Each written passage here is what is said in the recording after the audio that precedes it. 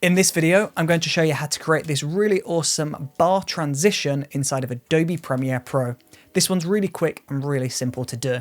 So let's get into it. Before we jump into Adobe Premiere Pro and we begin the transition effect, we first just want to go ahead and get two clips and get them imported onto our timeline. So as you can see, I've got one clip and this is just me pushing forward over a bridge. And then the second clip is just a shot of me walking.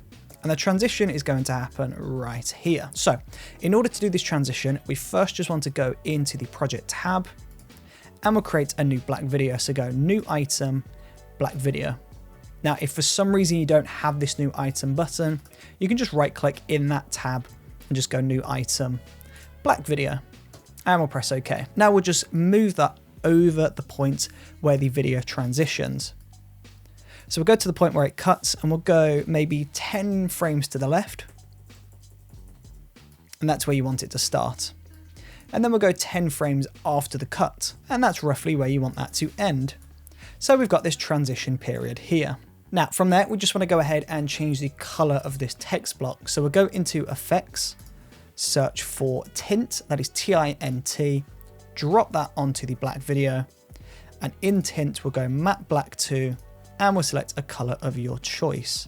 So I'm going to go for a nice blue. I'm going to create a nice blue gradient with this effect. Now from there, you just want to go to the very beginning, go to motion, go to position, and we'll pull the position up off screen like that. And we'll create a new keyframe. Then we'll just go before that cut. So just one frame before that cut, and we'll just reset that. So it's back down in the middle. Now we'll go maybe 2 or 3 frames to the right. Create a brand new keyframe at the same position, and then we'll go down to the end -1 frame and we'll pull the position down off screen, and then we can nudge that 1 frame over to the end. So that is how that looks. If that feels a little bit too quick for you, then you can go ahead and increase the start, increase the end, and of course nudge those keyframes to the start and the end like so.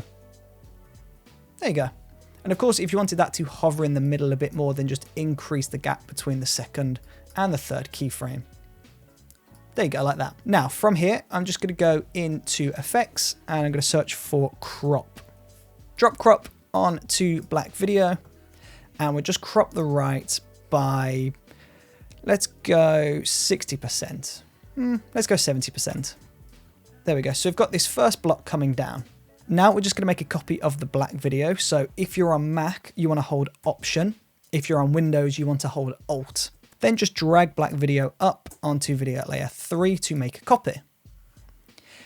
Now from here, we want to go ahead and change the color. So go into Tint, Matte Black 2, and make that a slightly different color. So I'm going to go for a darker blue, I think. So somewhere around there. Then from there, I'm just going to pull down the crop on the right. So we'll go to 30%. And then on the left, we'll bring the crop to meet the other one. So we'll bring that over to around there. So we just meet that line there. And this is our second bar complete. So now when we play this back, you can see we've got those 2 blocks coming down.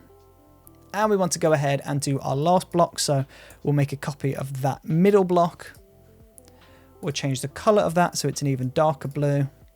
We want to remove the crop on the right because we want this to go all the way up to the end now. And then we'll just pull the crop on the left just so that it meets this one. There we go. That looks great. And now when we play this back, you can see we've got this transition now happening. But at the moment, it's not staggered. They're all coming on at the same time. So I'll go to the very beginning of that transition. We'll go 2 frames to the right and nudge the second block over.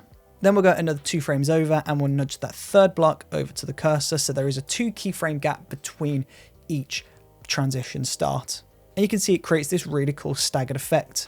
But of course, if you wanted it to be even more of a stagger, then you can pull this first block, maybe go 2 frames to the left, and then we'll pull that third block another 2 to the right. So there is now a 4 frame gap between each transition. The only problem is with this now though, is there's not a moment where the screen is completely filled. You could cut it here because there's not much of a difference, but ideally you want the screen to be filled before you make your cut. But if we use that moment, you can see it makes a pretty smooth transition. Before we carry on with this video, I want to take a quick moment to talk about the Brooker Films Video Creator Academy. This is a new learning platform where you can learn how to create amazing videos. There are masterclasses that are aimed towards lighting, cinematography, sound work, how to edit videos in Adobe Premiere, how to use Adobe After Effects, how to become a YouTuber, and so much more. There is currently over 20 hours worth of video content available to you over there. So if you like what you see over here on the Brooker Films YouTube channel, then do consider checking out the BF Video Creator Academy, because you'll find content like this, but taken to the next level. And as a special thank you for your support, if you use the code YouTube60, then you can get 6% off the all access plan. So that is bfvideocreatoracademy.com. The link is in the description below. Now, back to the video. Now, because we've created the transition up to this point, we can now select all of those black videos, right click and select nest. And that's going to put the transition into its own nested sequence.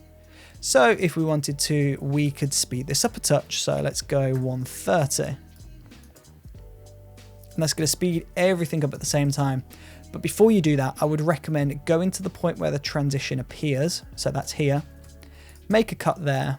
And then we'll speed that up. So we'll right click, speed duration 130, and then just close that gap there.